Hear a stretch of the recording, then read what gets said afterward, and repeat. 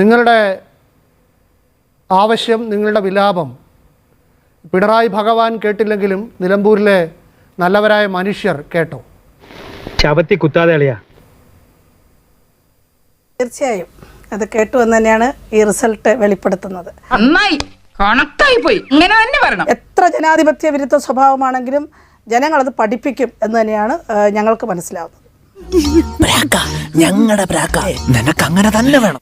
ഇത് ഭരണവിരുദ്ധ വികാരമൊന്നും അല്ല എന്ന് പറയുന്നുണ്ട്.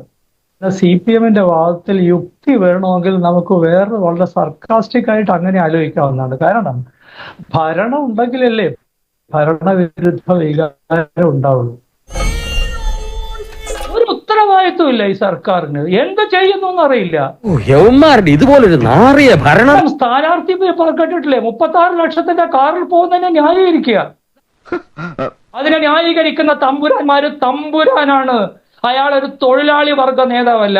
അയാളൊരു കമ്മ്യൂണിസ്റ്റുകാരനോ ഇടതുപക്ഷക്കാരനോ അല്ല എന്നറിയാനുള്ള വിവേകം നിലമ്പൂരിലെയും കണ്ണൂരിലെയും കേരളത്തിന്റെ ഏത് മൂലയിലെയും മനുഷ്യർക്കുണ്ട്.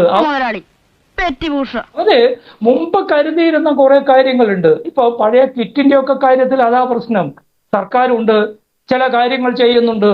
ഇപ്പോൾ കഴിഞ്ഞ 4 വർഷത്തിലധികമായിട്ട് ഒരു സർക്കാരും പ്രവർത്തിക്കുന്നില്ല ഇവിടെ. സർക്കാർ ഉദ്യോഗസ്ഥന്മാർ വോട്ട് ചെയ്തോ? സർക്കാർ ഉദ്യോഗസ്ഥന്മാർ വോട്ട് ചെയ്യോ? പെൻഷൻകാർ വോട്ട് ചെയ്യോ? സർക്കാർ പെൻഷൻകാർ വോട്ട് ചെയ്യോ? വോട്ട് ചെയ്യില്ല. എന്തുകൊണ്ടാ? അവർക്ക് ഈ സർക്കാർ വന്നതിന് ശേഷമാണ് അവർക്ക് ക്ഷാമബത്ത കിട്ടാത്തത്.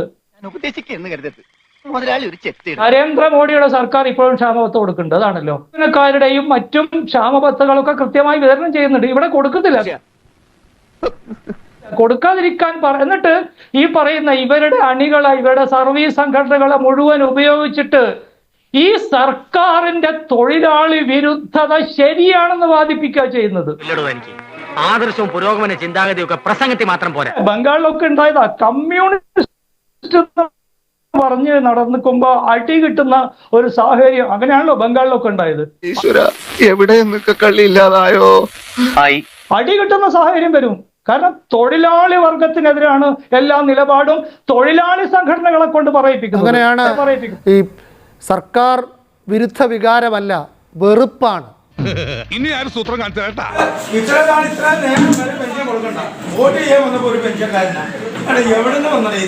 അവരൊക്കെ ചൂണ്ടിക്കാണിച്ചിട്ടും ഒരു ലജ്ജയുമില്ലാതെ അദ്ദേഹം അത് എണ്ണി കാണിച്ചിട്ട് പറയുകയാണ് 2 മാസത്തെ പെൻഷനുണ്ട്, 3200 രൂപയുണ്ട്. ഈ സർക്കാർ അധികാരത്തിൽ വന്നാൽ പെൻഷൻ 2500 ഉയർത്തുമെന്ന്. അത് വിളിച്ചു പറയുമ്പോൾ ഉടൻ തന്നെ ക്ഷേമ പെൻഷൻകാരെ അധിക്ഷേപിച്ചു എന്ന് പറഞ്ഞ് ഒരു സമരം ഉണ്ടാക്കുന്നു. അത് പ്രചാരണായുധമാക്കുന്നു. നിലമ്പൂരിലെ ജനവിധി നിശ്ചയിക്കുന്നത് ഇതായിരിക്കുമെന്ന് പ്രഖ്യാപിക്കുന്നു. പക്ഷേ എല്ലാം പൊളിഞ്ഞുപോയി. നമ്മൾ നിലമ്പൂരിൽ മുഴുവൻ കാണുന്ന ബോർഡുകളിലൊക്കെ എങ്ങനെയാണ് ഈ സാധാരണക്കാരായിട്ടുള്ള പ്രായമായ വൃദ്ധരായ സ്ത്രീകളും പുരുഷന്മാരും അവർ ഈ വൃദ്ധരായിട്ടുള്ള മനുഷ്യർ ഈ ക്ഷേമ പെൻഷൻ വാങ്ങിയെടുത്ത് നിഷ്കളങ്കമായി ചിരിക്കുന്ന വലിയ ഹോർഡിങ്ങുകളാണ് വെച്ചിരിക്കുന്നത്. എന്തെങ്കിലും തെറ്റുണ്ടോ? ഒരു തെറ്റുമില്ല. ഭരണപരമായി നിങ്ങൾക്ക് കിട്ടുന്ന ഒരു അവകാശമാണ് നിങ്ങളുടെ ക്ഷേമ പെൻഷൻ. ആ ക്ഷേമ പെൻഷൻ ഉണ്ടാക്കി കൊടുക്കുന്നത് ഏതെങ്കിലും പാർട്ടിയുടെ കാര്യാലയത്തിൽ നിന്നോ ഏതെങ്കിലും മന്ത്രിയുടെ ഔദാര്യത്തിൽ നിന്നോ അല്ല. പക്ഷേ അതിനെ തെരഞ്ഞെടുപ്പുമായി ബന്ധിപ്പിച്ചുകൊണ്ട് നിരന്തരം ഞങ്ങൾ ഇത് തന്നു എന്ന് ആ മനുഷ്യരുടെ ചിത്രം വെച്ചുകൊണ്ട് നിങ്ങൾക്ക് തരുന്ന ഔദാര്യമാണ് എന്നാണ് പറയുന്നത്. ഇത്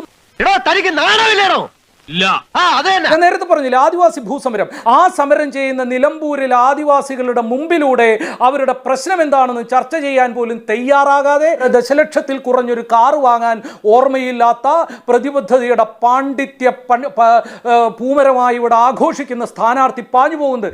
മനുഷ്യനായ നാണം വേണേ. അയാൾക്ക് ആ കാറിലിരുന്ന് അതിന്റെ ചില്ലുജാലകങ്ങളിലൂടെ നോക്കിയാൽ ആദിവാസികളെ കാണില്ല. 232 രൂപ ദിവസക്കൂലി കിട്ടുന്ന ആശാവർക്കർമാർ സമരം ചെയ്യുമ്പോൾ അയാൾ അവരെ പറയുന്നത് അവർ അഖില ലോക അലബലാദികളാണ് എന്ന് പറയുന്നത്. അതുകൊണ്ടാണ് കണ്ടിട്ട് എനിക്കങ്ങോട്ട് സഹിക്കാൻ പറ്റുള്ളൂ. ഇപ്പൊ തോറ്റപ്പോ പറയുന്നുണ്ടല്ലോ, ആദ്യം ഇറക്കിയ പ്രൊപ്പഗൻഡ എന്താ? കേരളത്തിലെ ഏറ്റവും വലിയ വായന സിനിമയിലൊക്കെ വേഷമിട്ട് ഇപ്പൊ ഇവരുടെ സാംസ്കാരിക നായകനൊക്കെ ആയിട്ട് നടക്കുന്ന ഒരു കക്ഷിയുണ്ടല്ലോ. അപ്പൊ മൂപ്പര് പറഞ്ഞത് 1 ലക്ഷം മനുഷ്യർക്ക് തുല്യമാണ് നിലമ്പൂരിലെ സ്ഥാനാർത്ഥി എന്ന. നിലമ്പൂരിലെ സ്ഥാനാർത്ഥി എന്ന് ആ രക്ഷകർ ആകാശത്ത് നിന്നും പൊട്ടി വീഴുന്നില്ലെന്നും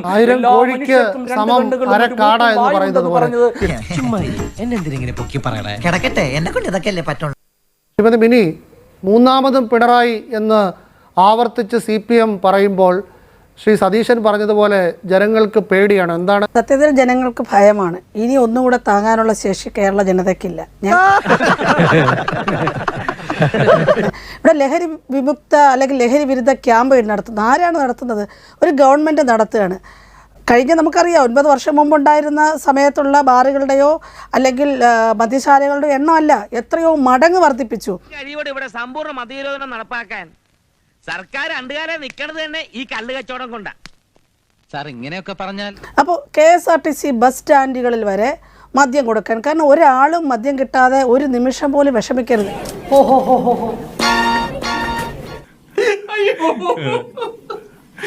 അപ്പോൾ കപടമായ ചില വ്യാജ പ്രചരണങ്ങളാണ് നടത്തിക്കൊണ്ടിരിക്കുന്നത്. ഇത് മൂന്നാമതെന്ന് കേൾക്കുമ്പോൾ ആളുകൾ ഞെട്ടലോടുകൂടിയാണ് കേൾക്കുന്നത്. അതുകൊണ്ട് 3ാം തവണ എന്ന് പറയുന്നതൊക്കെ ഒരു വ്യാമോഹം മാത്രമാണ്.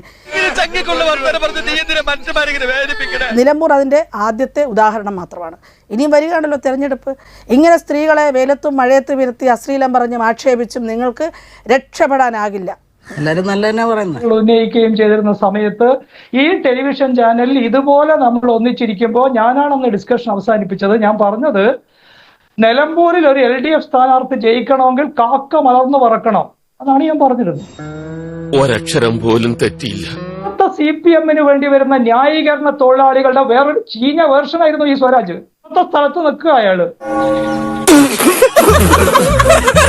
26-ല് ജനങ്ങൾ ഇവരോടുള്ള കണക്ക് തീർക്കും. നാട് ഭരിച്ച ഈ നാട് മുടിയും തിത്തൈ ധനിക ഹുങ്കിലാണ് ജീവിക്കുന്നത്. ഇതിന് തിരുത്താനുള്ള സാധ്യതയില്ല എന്നുള്ളതാണ്. അതുകൊണ്ടാണ് തോറ്റ സ്ഥാനാർത്ഥി പറഞ്ഞത് ജനങ്ങൾക്ക് എന്തെങ്കിലും വ്യാമോഹം ഉണ്ടായിട്ടുണ്ടെങ്കിൽ അത് തിരുത്താൻ ശ്രമിക്കുന്നു.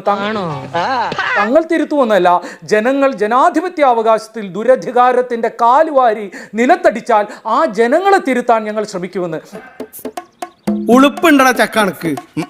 അതുകൊണ്ടാണ് ഈ നേരത്തെ ഇവിടെ പറഞ്ഞ ബംഗാൾ പോലുള്ള സ്ഥലത്തൊക്കെ കൃതാന ഭരണത്തിൽ നിന്നും പോയ തെരഞ്ഞെടുപ്പിൽ 41% വോട്ട് കിട്ടിയ പാർട്ടിയായിരുന്നു അവിടെ CPM.